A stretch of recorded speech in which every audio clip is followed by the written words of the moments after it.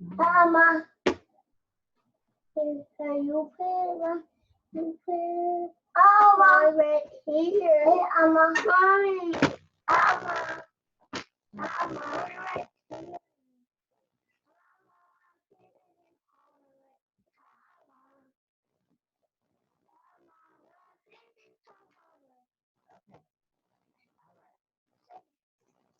All right. No, oh, no, those are my keys. Where your key at that I gave you? And that's my eraser. You can't have it. I right here. No, baby, y'all can't. Key right Don't touch it. I don't need you touching that. here.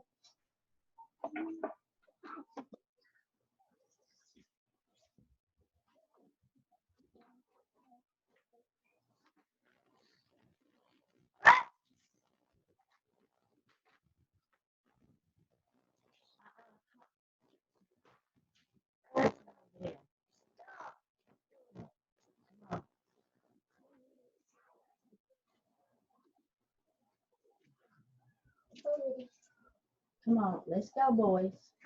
Let's go. Let's go. Mhm. Mommy, where you put my shoe? Look at my sock on it. Let's go upstairs and get your socks. Come on. Go. This.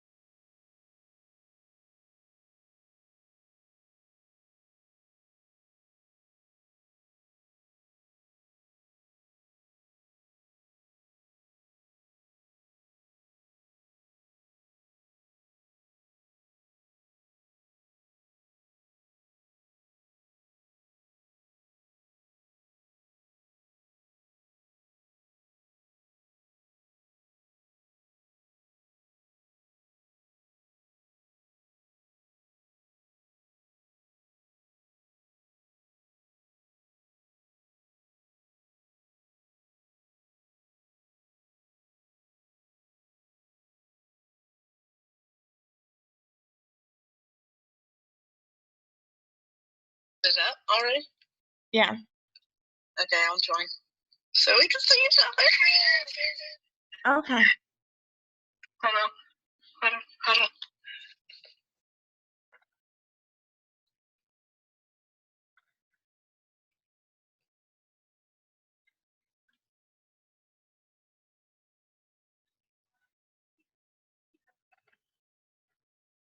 I'm on here.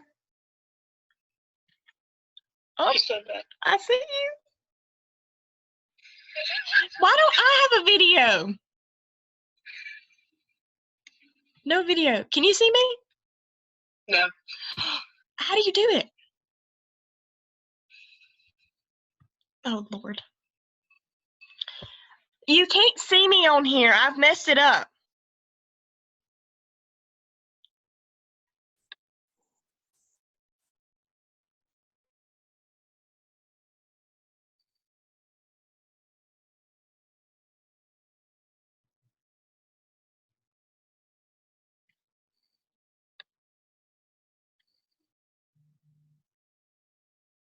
Oh, no.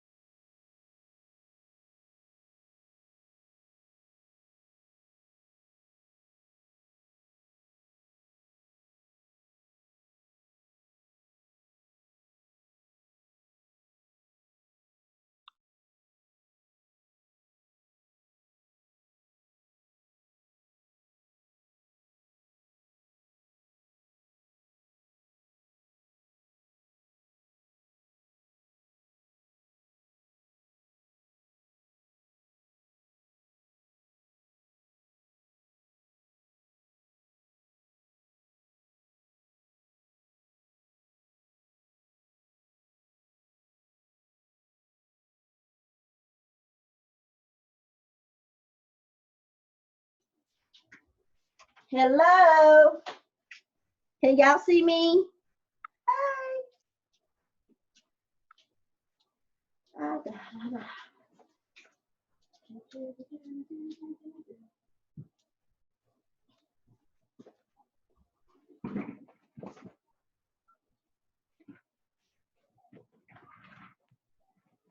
Chloe turned her camera off.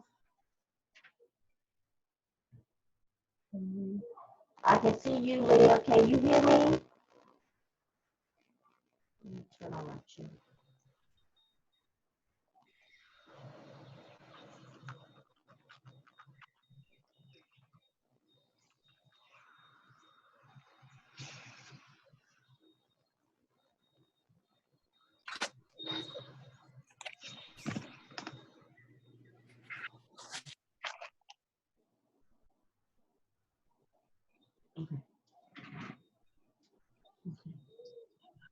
All right, good. Okay, let me find our PowerPoint and then we're gonna get started.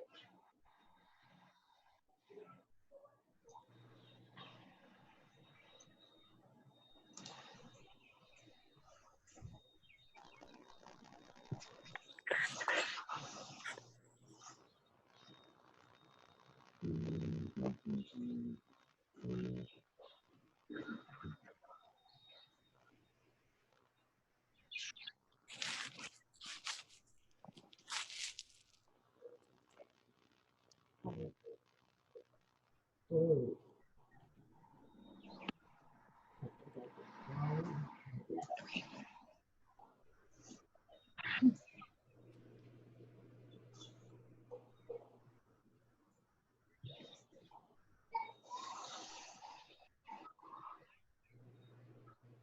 Okay, everybody, can you guys see chapter 17?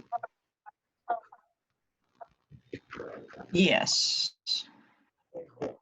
I can see the board. I'm just trying to test everything out. Let me grab a marker. Sure.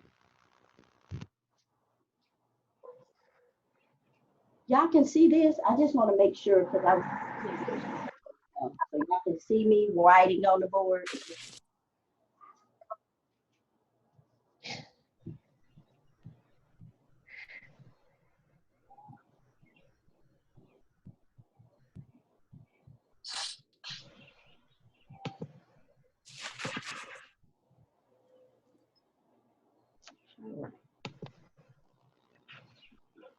Okay.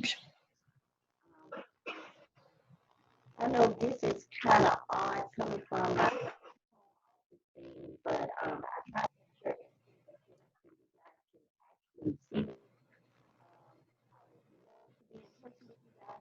sure you can't see. If you hear little kids running around upstairs or banging and stuff, that's those. They upstairs. So we'll try to keep them occupied with Mickey Mouse and see how that works. Let's see. Let's talk about a few things. We finished chapter 16. We're on to chapter 17. What's going to happen with your exams? What's going to happen with labs? I know those are your questions. As far as labs, as I put in the announcement, I have found some labs. I'm going through them now. I am going to post those labs. You guys work on those labs that we just did. Now, what I do want you to do, I want you to compare the labs to what see how they match up and what they have done different. Now, for those labs, video short.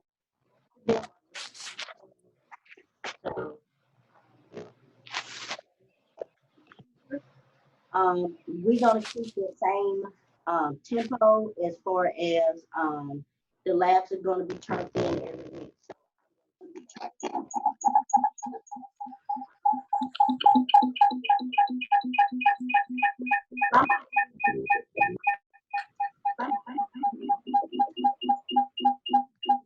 Hey, Dr. Jones, I just want to let you know that the audio is pretty choppy right now for everybody.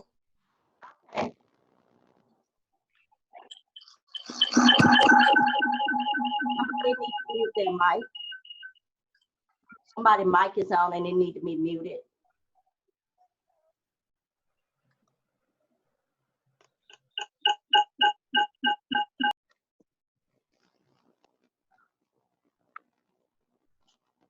Is that better?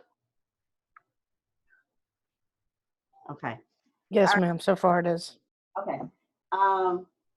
So our next exam, you guys should already have the study guides. If not, I'm going to post them for chapter 16 and 17. How the exams are going to look. They're going to be online through Canvas. So that's pretty much how it is. They're going to be a two-part exam. The exams are going to be timed just like they are in class.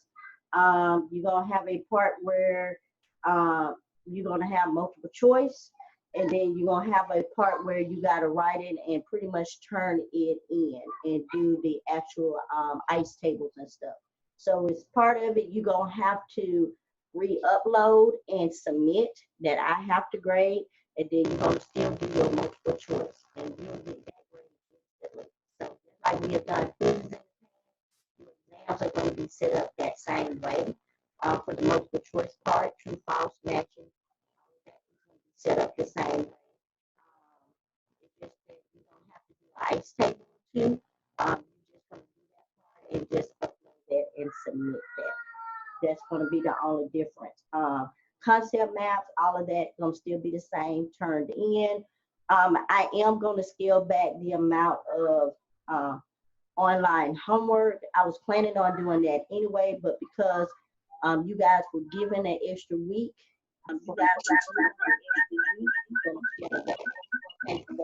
mute your microphones because it's giving that feedback. And I think that's pretty much it. I don't have anything else at the moment. You'll see all of this stuff pop up on Canvas, so that's what you're going to see.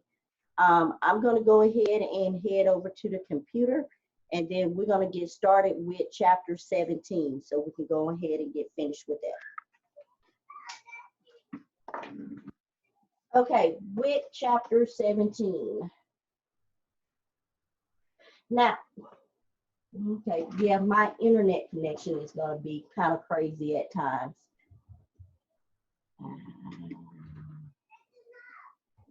Okay. Let's see. So you guys can still hear me. Let's sit over here. Okay, so in chapter 16, we've been talking about water and everything as far as ice tables, and water is left. Now we're going to talk about what we call the common ion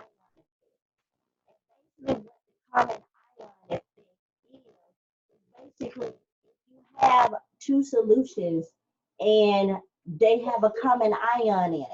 And so now we're looking at it from the ion perspective. Now here it says acetate on acetic acid. So you see acetate in acetic acid and you go like, wait a minute, it has an ion in it. So acetic acid, what you find in vinegar, is a weak acid. Now you have acetic acid and then you have sodium acetate. So acetic acid and sodium acetate has something in common.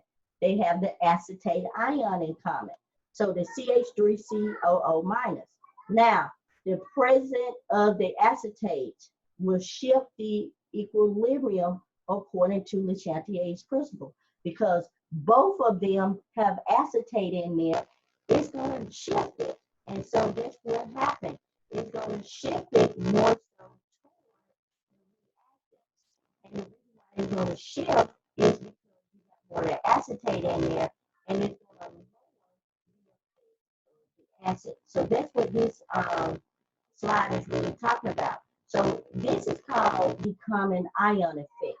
So acetic acid is considered not only a weak acid, but if you remember from chapter 4, it is also considered a weak electrolyte. Now, when you have a weak electrolyte and a strong electrolyte, and they both contain the same ion in there, the weak electrolyte ionizes less. So that's what happened. Now, when this happened, it affects how acids and bases equilibrate. So this is what we have. Now, it not only affects how the equilibrium of an acid-base equation, it also affects solubility. So a lot of the stuff that you're about to see in this chapter is going to go back to chapter number 4 in your book. Now, okay, Dr. Jones, you're starting off really early with ice tables. This is just a part of it. Now, this is a question that they ask. What is the pH of a solution by adding this 0.3 mole of acetic acid and 0.3 mole of sodium make a 1 liter solution. So we got to make a 1 liter solution with both of these. Okay, we got to write the equation. CH3COOH, so that's your acetic acid, and then you got your H plus or your H3O plus, either one, doesn't matter. COO minus. Now, we can write our case of A because we're dealing with an acid, so we're dealing with case of A is equal to your H plus CHO3, and I'll probably write that on the board so you guys can see that, but that's your case of A. And then your case of A for this, for acetic acid, is 1.8 times 10 to the negative 5. Now, you set up your ice table. And when you set up your ice table, it's done the same exact way. You started off with 0.3 for both of them. It's just your H plus, in this case, is 0 because you don't know how much it is. Now, because of that, and I said earlier, it's going to shift that equilibrium. What's going to happen is it's going to be less of that. We don't know how much, but it's going to be a lot less of that because of it. So this is what happens. And like I said, I'm going to write this up on the board so that you guys can see this. Okay.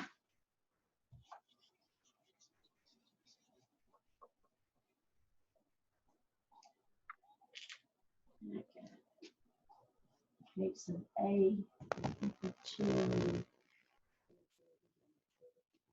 brackets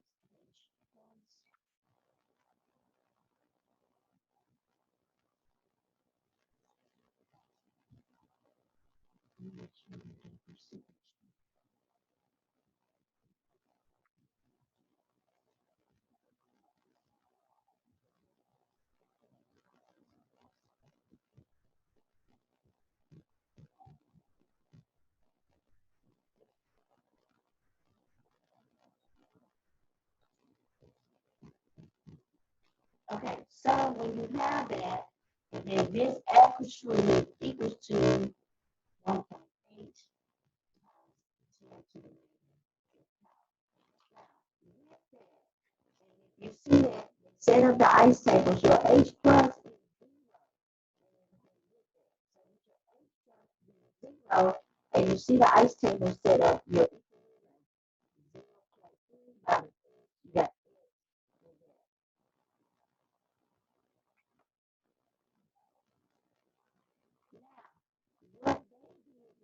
let's write this as an example. So they didn't fill in everything, so I'm going to fill it in for you. They're saying that if you write case of A out, it is equal to X, I'm just going to write it in this, times 0.30 plus X over,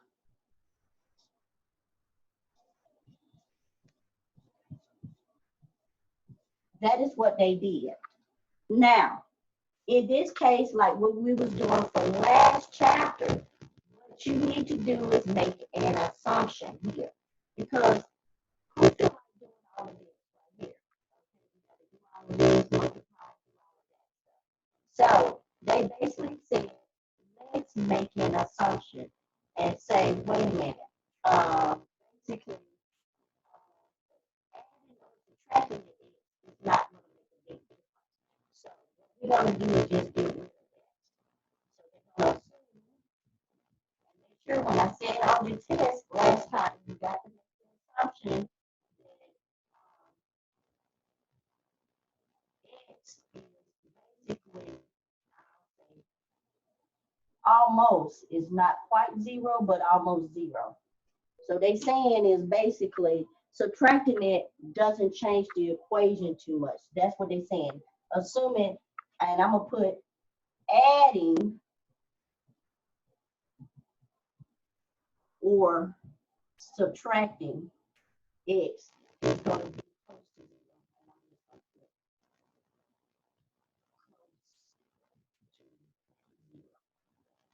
So that's how I'm going to put it there. So you don't need to do that. So basically what you want to do is, I'm just going to erase this because I don't have that much room. See it. Basically you want to have X times 0.3 over.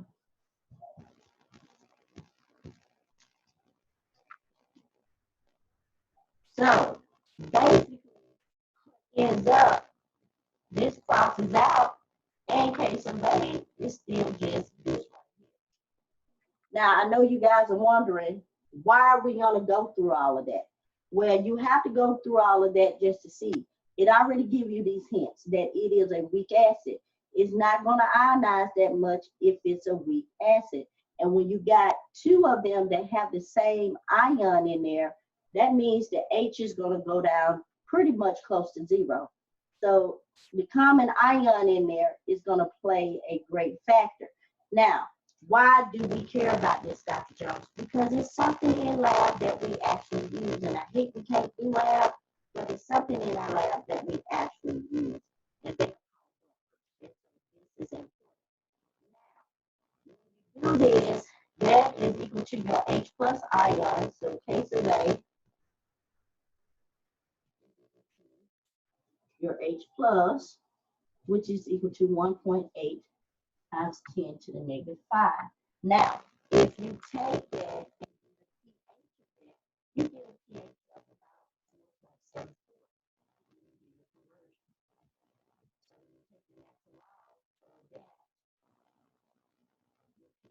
Is this. Now, the reason why we really care about that is because we're going to use buffers. We'll get into that in a minute, why we do that. Okay. Now, just like the acids, the bases work the same way. So I want you to make sure if it works for case of A, it also works for case of B. So the acids and the bases, they work the same way. The common ion effect applies. So let's just say, for example, you have ammonia. It works the same way. It got a weak base and a salt of the conjugate acid, it's going to do the same thing. It's not going to dissociate that much.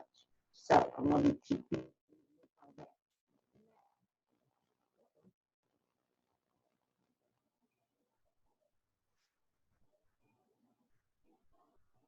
Now, the reason why I was saying that, we are dealing with buffers. The reason why we use the common ion effect, and we see that in buffers, we want buffers to change. And the reason why we use buffers as standards to test our pHs in certain solutions. So we need that. Now, these solutions have high concentration of both the acid and the base. The concentration are approximately equal. Now, we have different ones. Now, if you look at it on a scale, and if you look at this picture here, these are some of the ones that I actually have in the lab. We try to use red color for our acids. We usually try to use blue for the base. So anything above 7.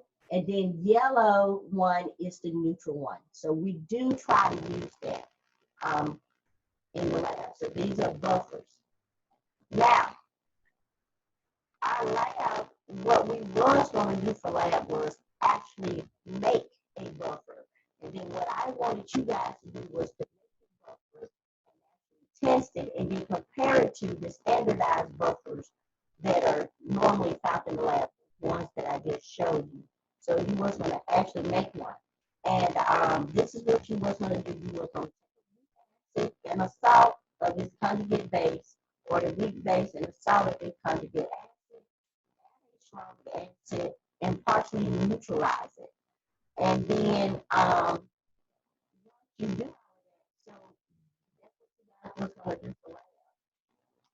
And then what you do is, if you add a small amount to it, so basically that's what we was going to do. We was going to do it, and then we was going to use water as our acid or our base because it's amphoteric. And we was going to see how it was going to shift, whether we added it to water, whether we added a different type of buffer to it, or acid or base. And what it does is, it slightly neutralizes the component of the buffer, but the pH is not going to change that much. And that's what you want the buffer to do. You want the buffer to resist change so that we can test it against other solutions that we actually make. Now, how do you calculate the pH of a buffer? Now, for a weak acid, you have this. You take the negative log of both sides, and then you rearrange it. When you rearrange it, you get this equation right here. Now, for those of you who are going to med school, any type of, we got this crazy coronavirus playing out. This is one of the equations that you must know. Whether you go into med school, vet school, anything medical related, this is one of the main equations you have to know. So you need to put this equation in your pocket. You need to put it in your head. You need to know this equation. So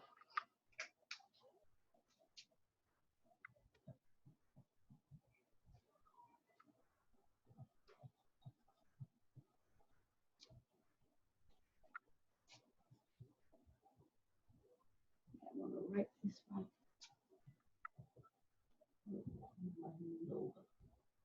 Log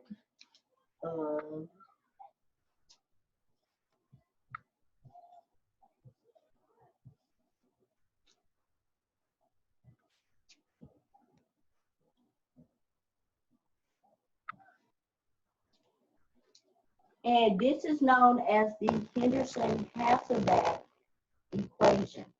This applies only to buffers, but have you guys heard of something called buffered aspirin?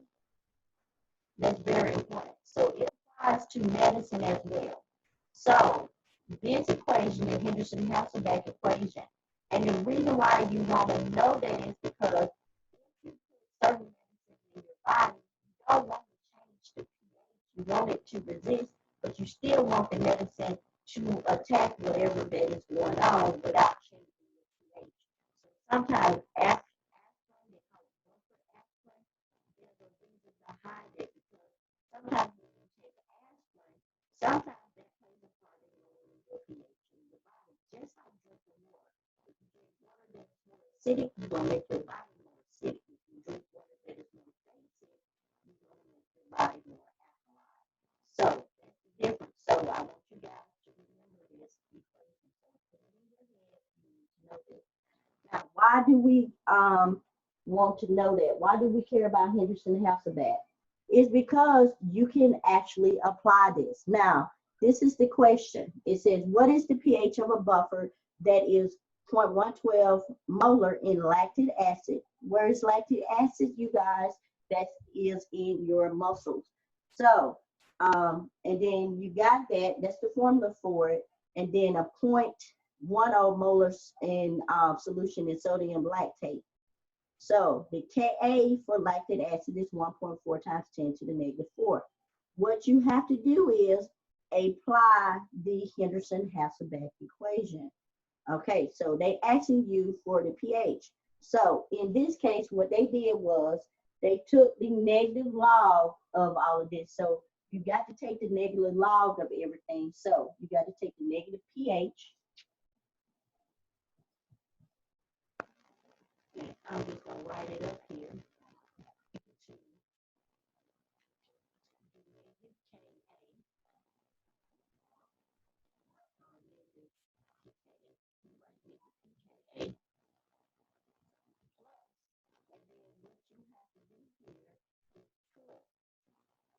Log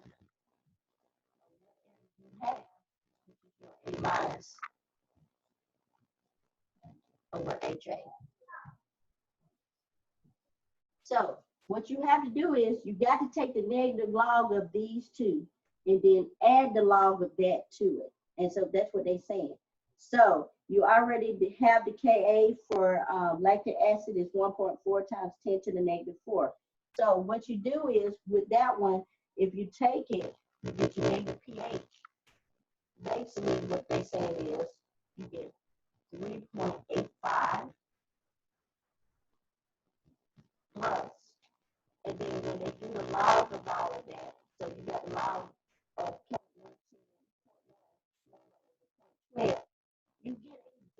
small number, you're only going to get 0 point, and that's negative 0.08. And then what happens is if you add that on there, your pH is only going to go down slightly, 3.77. So it shows that that's how much your pH is going to change. It's not going to change by much, by tenths or 100, but changing it by tenths or 100 is a big deal sometimes, even in medicine. So that just goes to show. You don't want it to change that much, but let's just say the pH of the body is 7.2 to 7.4.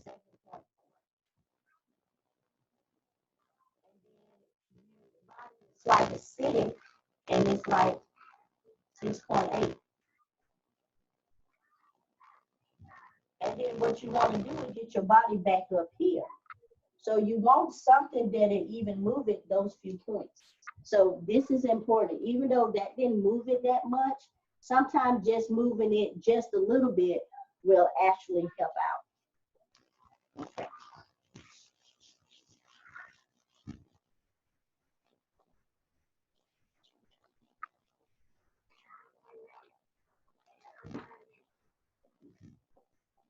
Now, when we talk about this, we have to talk about buffer capacity. So, the amount of acid in the buffer can change to a appreciable degree. That's why I was saying that you don't need that much of it to change it. You just need a little bit of the amount. Now, if you use the Henderson-Hasselbalch equation, the pH would be the same for the conjugate acid base pair, 1 molar each or 0.1 molar each. However, the buffer that is 1 molar can neutralize more acid or base before the pH changes.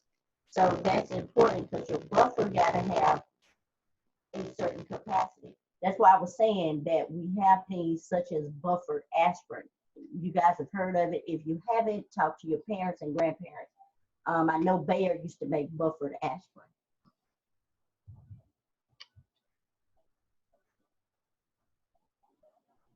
Now, what about pH range?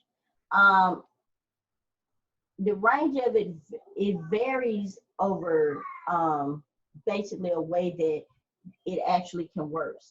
And basically, when you have optimum pH, you basically got to have optimum pH where pH is equal to pKa, HA is equal to that. So you basically have to have that.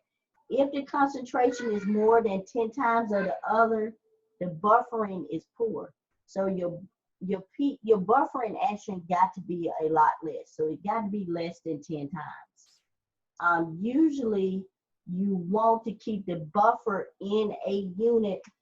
That's why I said when you have the pH, when it comes to buffers, it got to be in the range of plus or minus 1. So keep that in mind.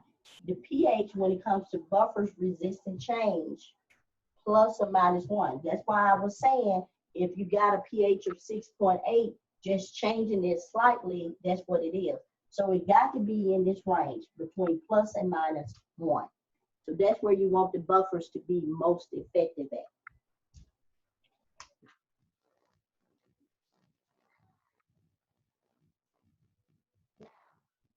What happens when you add a strong acid or a strong base to the buffer? Now, when you do this, it's almost like calculating a stoichiometry equation to find out what your acid is and your conjugate acid. And so it all depends on how the acid and the base. So in this case, that's why you got to use your Henderson-Hasselbalch equation. That's where this applies. And this is basically what they're saying here in the equation. So strong acid reacts with the conjugate base of a component of the buffer. So the buffer containing the weak acid and the conjugate base. And then you calculate those new values. So you do a stoichiometric calculation, and then you do it with the concentration. know a lot of math. But let's look at this example here. So they said they made a buffer. And so this is the lab you guys are going to be looking at by adding 0.3 molar of HC3C2H3O2. And then so it's look like acetate and sodium acetate to enough water to make a 1 liter solution. Now they saying is calculate the pH after they add NaOH to this. And they said 0.02 molar. So they did 0.3, they added 0.2, and then they added 0.3, and then after the change, they minus it, and then after the reaction, the OH goes down to 0. You have 0.32 for your and here for your acid, you have 0.28. So what happens there? Now, you do that, we got that chart set up. Now we use Henderson-Hasselbalch equation.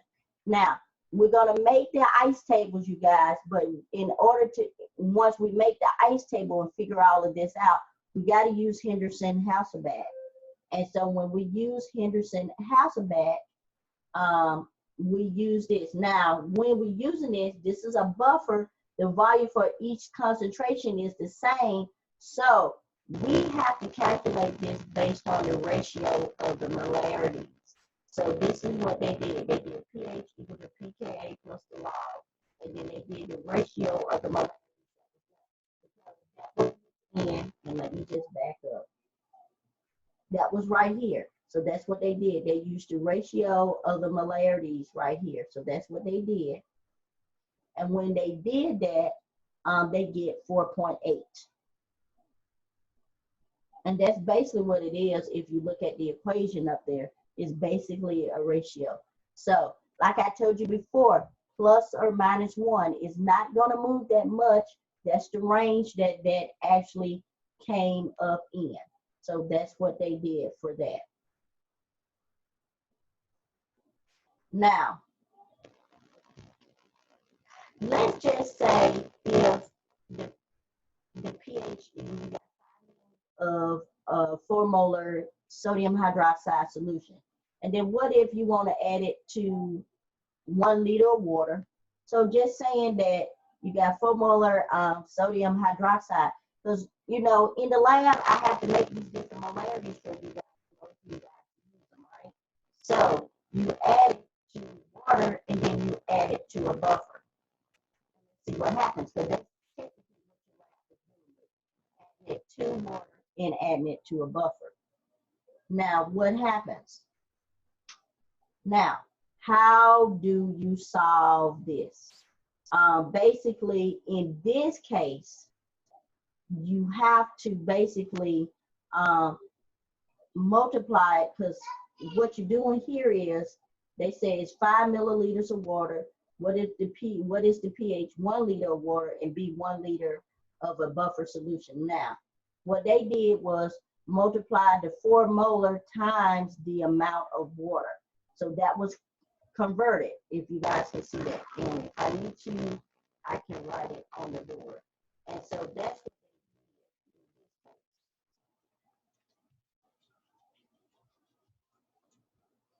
write it up there so you guys can see it better. So they just basically said 4 molar times, and that is what?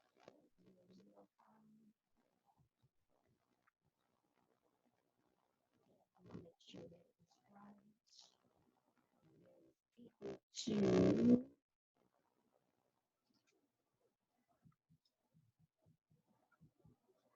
and then they said that is moles,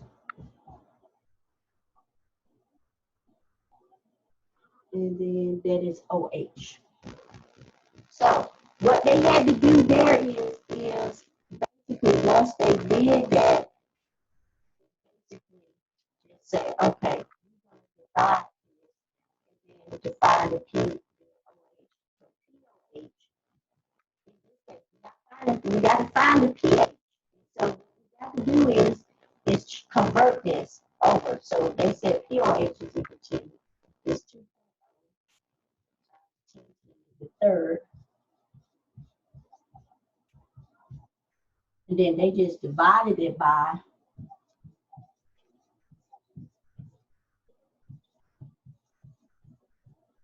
and if you look at this, let me do this.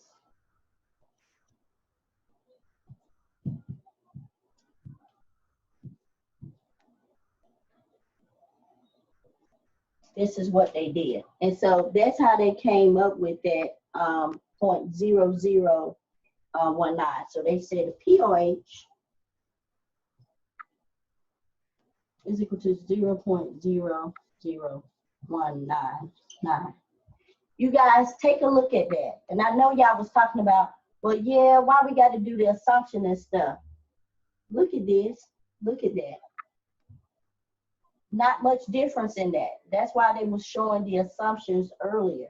So that's why we care about that. Now, when you take the negative log of this, you get a pOH of 2.7. So when you take the negative log, you get 2.70. Now, you got to find a pH, and you guys know that.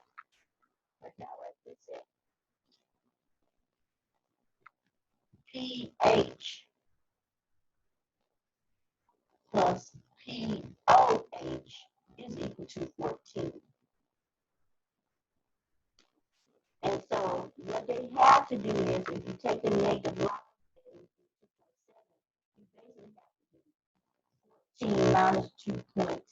So that's what they did with this calculation. So it is set up the same way you use Henderson and Hasselbalch, pH or pOH.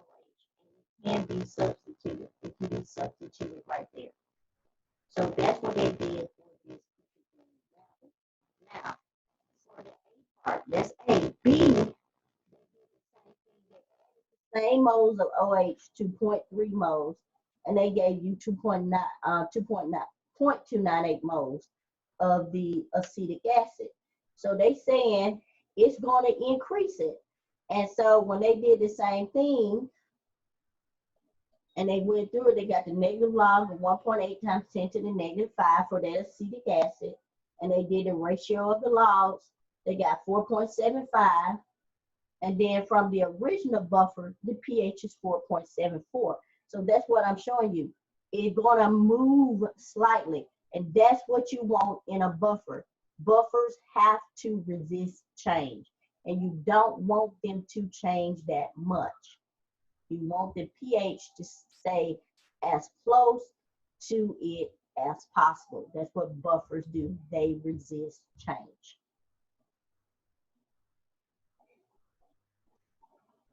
Now, okay, so why do we care about this? Oh God, I know y'all hate more than anything, y'all hate titrations. So this is what they do. So the titrations, the reason why titrations are important is because they neutralize a lot of reactions. And I have a lot of my colleagues that this is what the students do mostly all year long, is titrations. I haven't made you guys do a lot of titrations, but it is plenty so you can get the idea. Now, why do we care about titrations and why we got to get it that very light pink? So if we took that light pink solution and we actually measured it with a pH meter, we can see the difference in what the pH actually is. And so that's the one thing that we didn't get a chance to actually do, is to test the pH. And that's what this lab was going to do, was kind of show you that. So the pH meter going to tell you, or the indicators basically tell you, have you met your equilibrium point? Have you met that point? And that basically means the amount of acid and the amount of base is the same. So that's what that is. So that's why titrations are important. Now, if you titrate with a strong acid and a strong base, you just want to make water. And so the pH of the water should be at 7. So that's what it is. So if you take hydrochloric acid and sodium hydroxide, strong acid, strong base, you should get a pH of 7.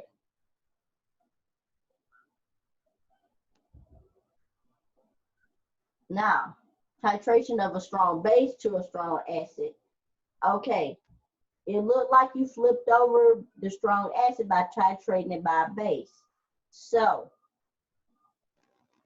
if you start with a high pH or a high pH basic solution, you should still get 7. So it doesn't matter if you flip it either way, you should come up with 0.7.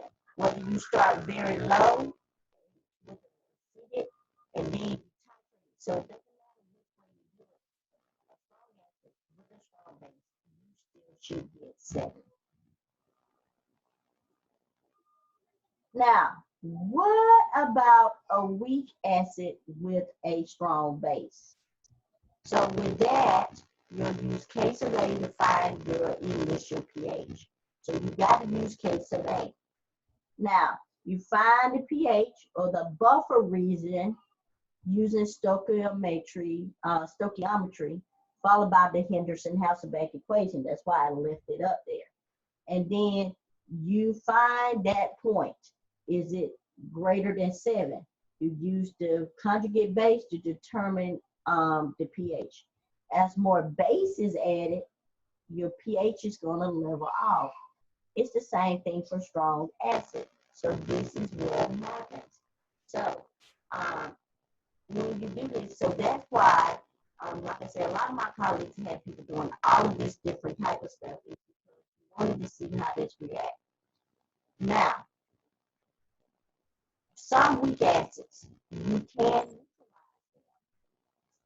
you got to do.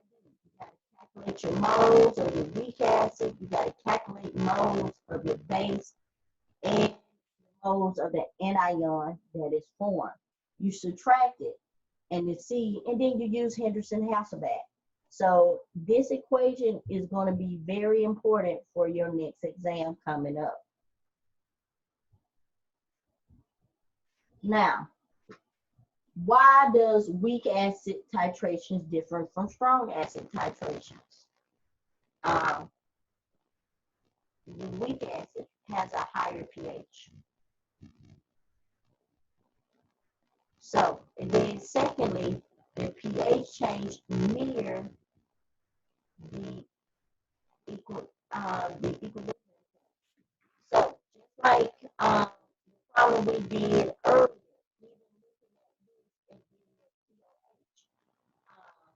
giving the number of moles, even the number of moles can give you that indication that it's slightly. Somebody turn their mic on because I can hear it. So just mute your mic. Okay, so the other thing is, and the reason why it does that is because that's the buffer region. Remember I said the buffer region,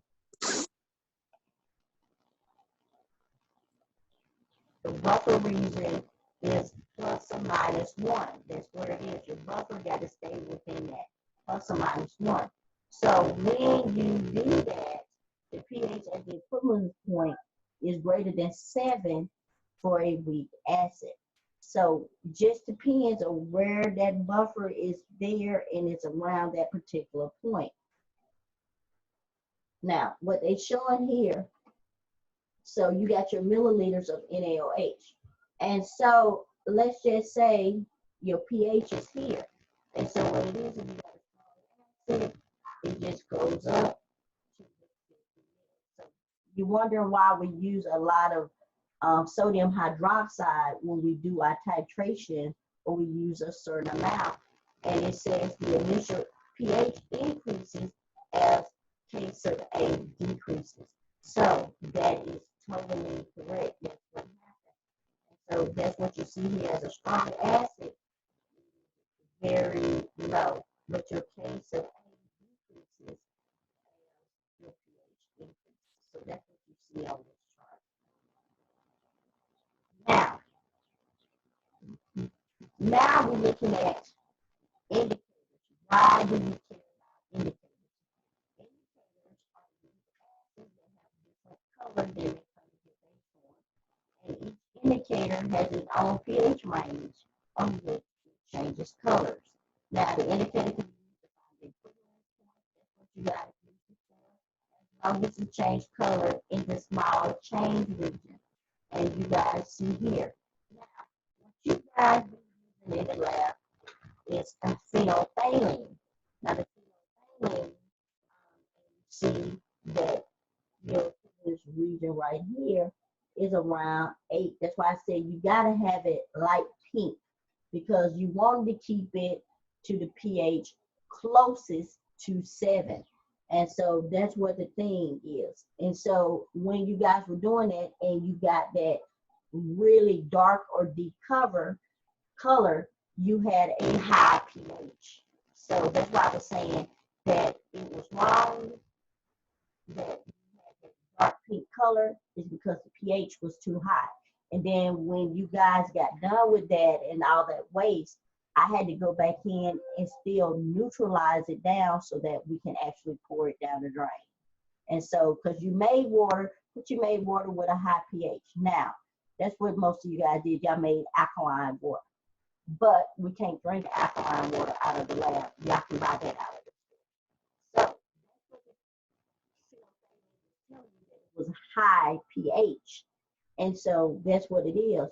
So that's why I said you got to have it a light pink.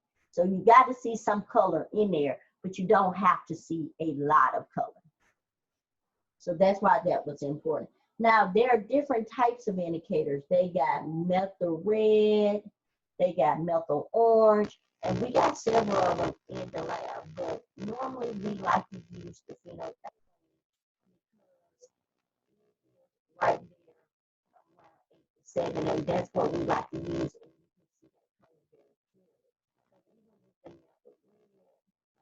Color change, you gotta have a slight orange. So you gotta see some color, but it can't be an intensified color. You gotta be just enough to know that you're at that point. Now, indicator choice can be critical.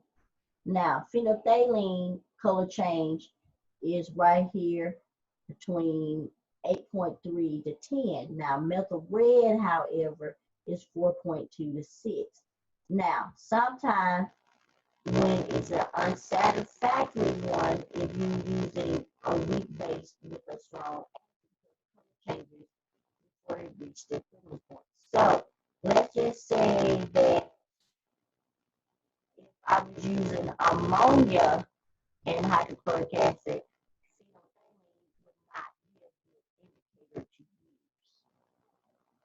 so that's what they're saying. If I got a weak base like ammonia and I'm using hydrochloric acid, which is a strong acid, phenolphthalein won't work. Whereas if I probably have to use like methyl red or something else. So they were saying, depending on what you're using, choose the right type of indicator. So that's why there are different types of them. You have to choose the correct one.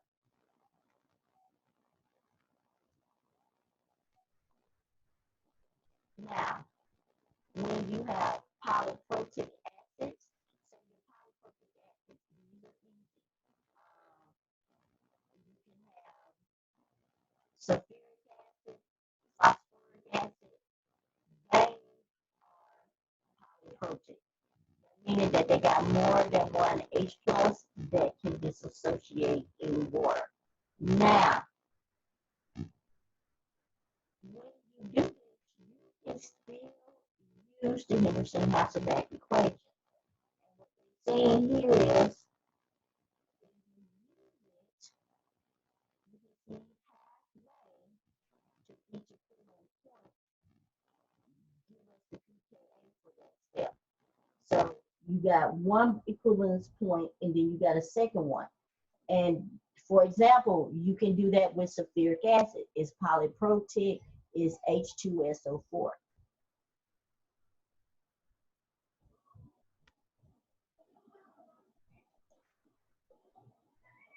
Now, we have gone over all of that stuff, talking about the common ion effect and buffers. Now, we got to talk about solubility. So, when you're doing your exams, make sure you pull up your solubility chart.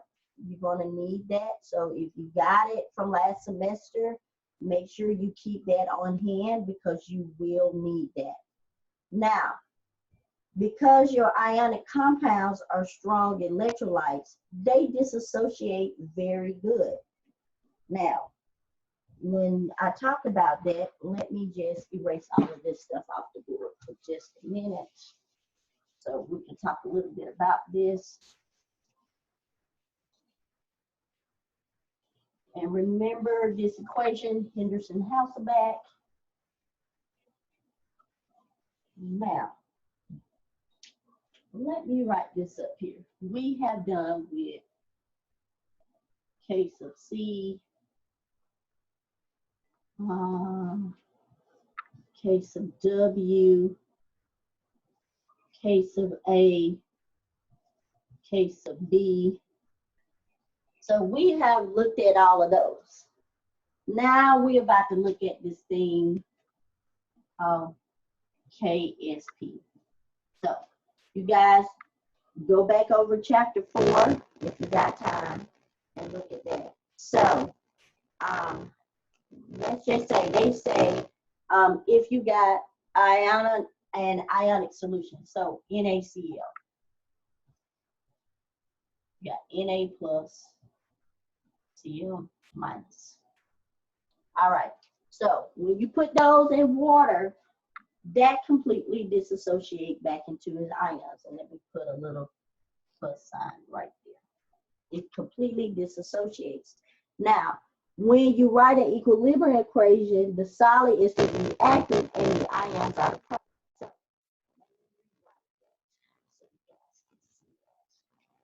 So, if you got NaCl,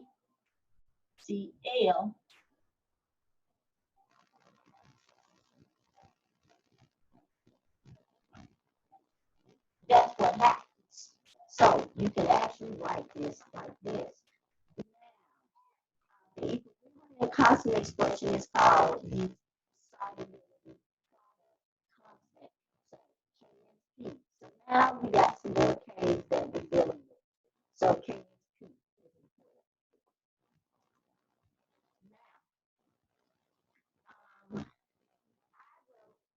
CL for an example.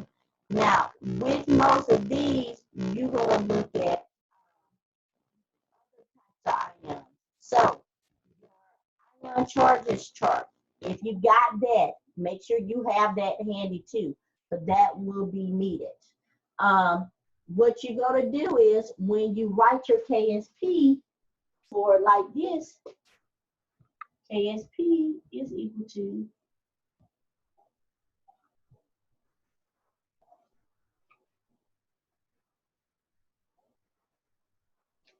that's how you're going to write that.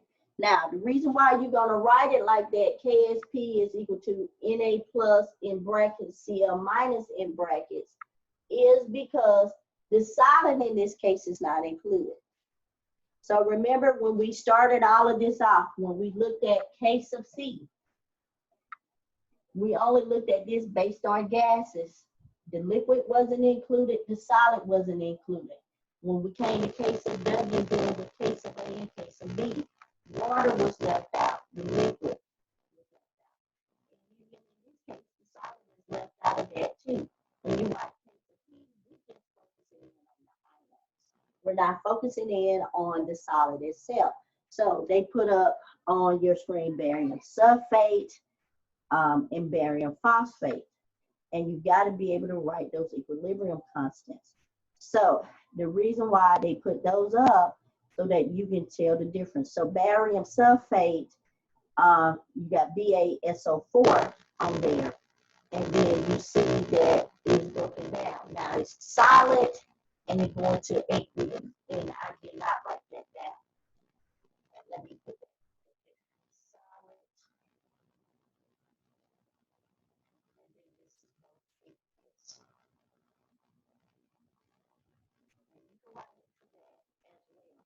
So we're doing the same thing. Now, barium phosphate. Now, I want you guys to take a look at that one. So when you write the barium phosphate, you write your equilibrium expression, your subscripts, in this case, becomes your exponent. So if you see that there, you see VA 2 plus to the third power, second power, 2 for your PO4, your phosphate ion. And you got 3 of those.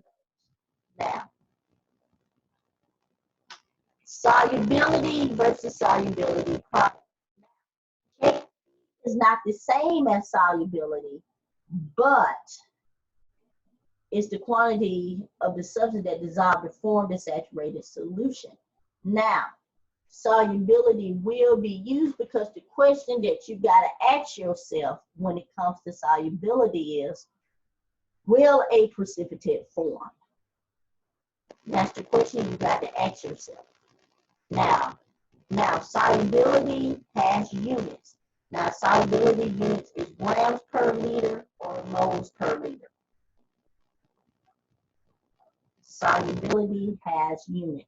Grams per liter or moles per liter. Solubility has units. So make sure you keep that in mind. Now, all right, calculating this using another set of ice equations, the ice table. I know you're going like, God, this is different. After this, you're going to be okay, I promise. This is the last chapter you're going to see ice tables for a while. So they say the KSP for this calcium fluoride is 3.9 times 10 to the negative 11. Now, what we have to calculate is this thing called molar solubility. You do the same thing as you did before, and you calculate it. Now, the difference is the solid, when you do your ice table, is left off. So it's left blank. And then you just basically have X and 2X. So when you do this,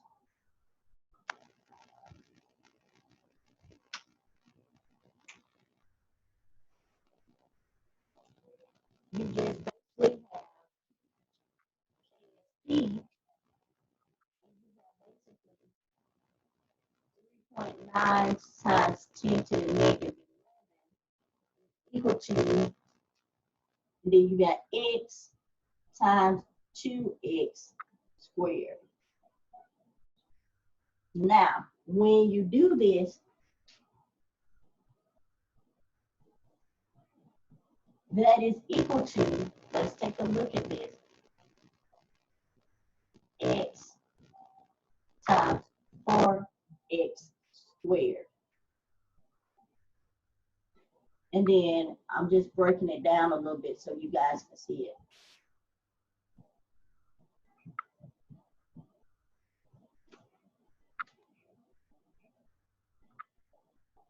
Now, you got to be able to know how to take the cube root. You divide by 4 and then take the cube root of your answer. So let me just write this out. 3.9 times 10 to the negative 11 divided by 4 is going to give you X cubed. And then what you got to do is, once you get this answer, you have to take the cube root. So basically what you got to do is, to find this answer, you got to take the cube root of,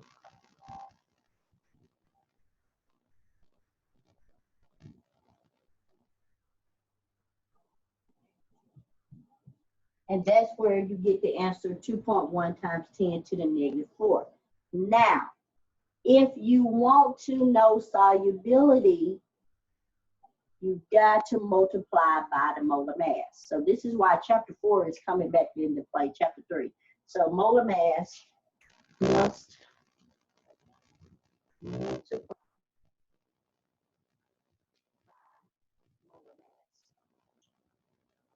So periodic chart handy too, because what you got to do is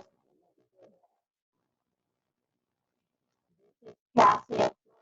So you need to calculate for calcium fluoride. Your molar mass. Calculate the molar mass, you need your periodic table.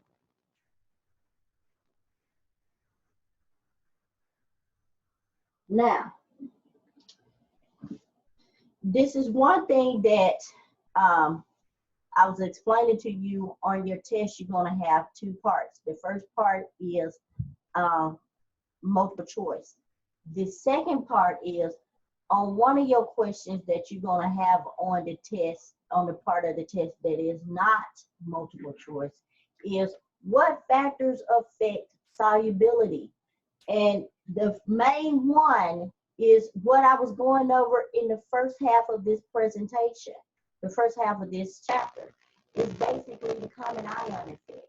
The common ion effect affects solubility. If you got a common ion in there, it's already dissolved in the solution, the solubility of the salt will decrease. Because if you're looking at these ions in the ionic solution, most of them are salt solutions. So you have to look at that. Now, if either the calcium ions or the fluoride ions are present, so let's just say we were looking at calcium fluoride in that particular equation. Now, I know I got that.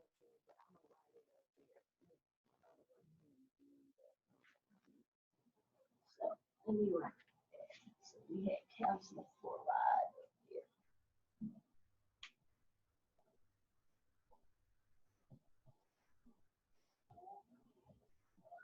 And that was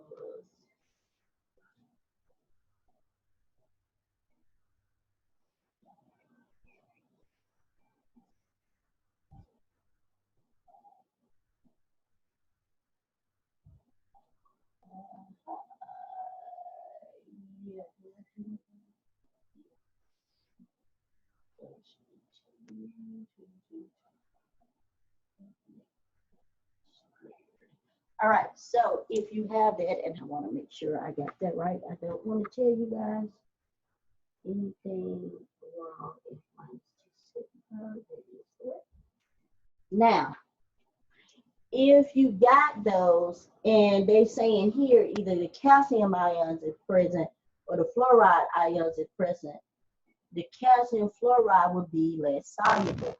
So that's why solubility comes into play. So if more than one or the other is present, it's not going to be as soluble. So let's just say if you took calcium fluoride and you mixed it with calcium hydroxide, it's not going to be as soluble if you mix those two together. That's what it is. Can you calculate solubility with a common ion? So they said, well, let's take that calcium fluoride and put some calcium nitrate in there. Let's see what happens. They do the same format, and then they just add, because of the calcium nitrate, they just put the 0.10 in there. And then they do the same thing. You got X and your 2X. So right now, the only difference is that 0.1 is added. So the ice tables are the same. So you're doing solubility with the common ion. Now, what changes? Now, not that much. Now here, when you add it, just basically what happens is you assume that X is a lot less than 0.0. So basically you're saying here, we're gonna make an assumption. So let's just say if, and I'm gonna put it up here, if we add, if we add calcium nitrate, okay, what happens? And that's what it is right here. This is what this is saying. It's basically saying that, hey, it's not going to change that much. It's going to be less soluble. You're going to get 3.1 times 10 to the negative 5 molar compared to, I'm going to go back. So you got 2.1 times 10 to the negative 4 molar over here.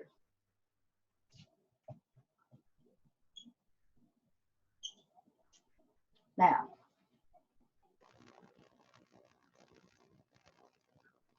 over here, you get 10 to the negative 5 molar.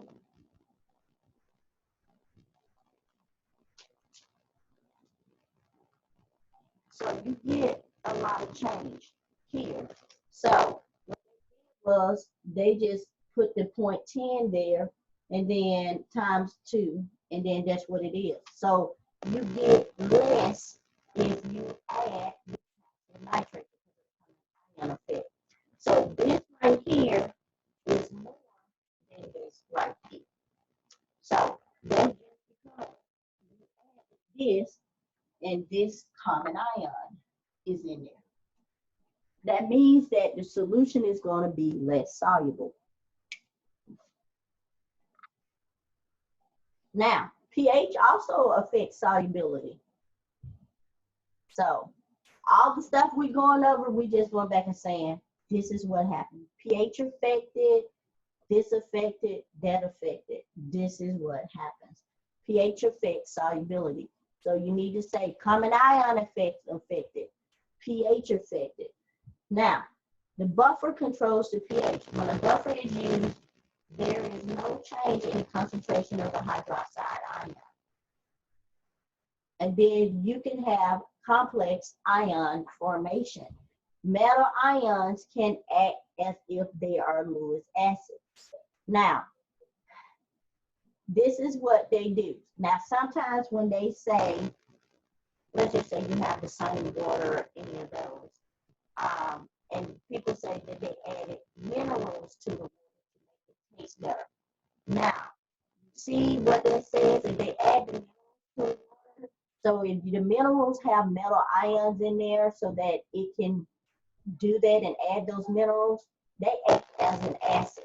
And when they act as an acid, they drop the pH of the water. So even though the water tastes better, the pH is lower. Everybody see what I'm saying here? So I'm not trying to say don't drink the water, you drink the water, whatever. Just check it out. Test the pH of it. But sometimes adding the minerals for better taste, and usually those minerals and stuff are sometimes metals that they put in there, like iron and different things in there. Sometimes adding those minerals, and especially if they're in some type of complex where it's calcium hydroxide or different things like that, that sometimes can drop the pH. Now, how complex ions affect solubility? Now, silver chloride is a good one. Now, that's antimicrobial and all of that stuff. Now, but if you put it in there with ammonia, the solubility increases because the silver really likes forming a complex ion with the ammonia. So it does that. Now, you can have, just like water is amphoteric, you can have oxides that's amphoteric as well. Hydroxides, they can act as acids or bases. And these are the examples here. Make sure you know these because I may ask these as well. Aluminum, Al3+, chromium, zinc, and tin. Make sure you know those four because I will ask those on a test. Will a precipitate form? That's why I said you need your solubility chart. The other thing, we're going back to the reaction quotient Q. Q is the same thing. You calculate it. It's based off a case of C. Now you compare it to the solubility product constant. If Q is equal to KSP, the system is at equilibrium and the solution is saturated. If Q is less than KSP, more solid can dissolve in there, so no precipitate is going to form. If Q is greater, the precipitates will form. Know this as well. I will ask this on the test, so make sure you know this. You can have selective precipitation ions. It just based on that. That's why I say pull out the chart. And that chart that I gave you is very good, and you can use that chart on your exam.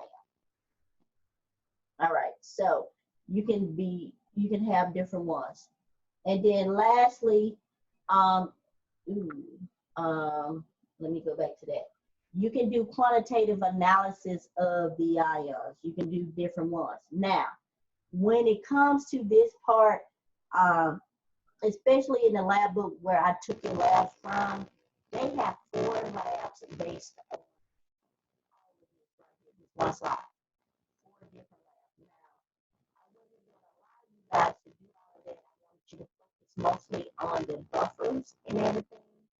So that's what I wanted to do. You guys, I have recorded it. So for the people who did not see this, it is recorded. I'm going to load it to my YouTube channel because Canvas can't handle these videos. So I'm going to load it to my YouTube channel. My YouTube channel is called Dr. Wanda Denise Jones Chemistry Classes. So I'm going to send a link out to that because all of my classes stuff is going to be on there. You guys going to have a playlist. That's your playlist where your videos are going to be posted. On Canvas, you guys, as far as working these problems, what you need to do, I'm going to give you some problems and I'm going to give you the answers to those problems. I have also put on Canvas, and it's been up there all semester, is for each chapter, there are worked examples. Go through those PowerPoints and look at the worked examples. They are on there. They've been on there all semester. I know only a few people. Since I can't meet with you in person, make sure you go through that. So lastly, what I am going to try to do is every one of my classes have a meeting ID that they have, and you guys got your meeting ID. That's going to be the same for every class that we do now on. So at night, I have a different meeting ID for my office hours. I'm going to put that up for everybody. I am going to try to do my office hours basically after I get my boys down. And so that's going to probably be by 8:30 or 9 o'clock. So from 9 to 10:30, I'm going to do the office hours probably starting tomorrow night. I'm trying to get used to this whole thing. So tomorrow night, I'm going to start. Hey, Dr. Jones, your audio is particularly bad right now. So if there's any way you could type all of this up and send it in. Okay, I will. I can type it up. Okay. As well. I think that would be very helpful. Okay, I can do that. I can type it up and send it out to you because I have to send the code anyway. All right, you guys, I miss you guys. I've got to stop because I got another class after you guys. I will see you later and talk to you guys later. I'll type that up for you. All right, bye.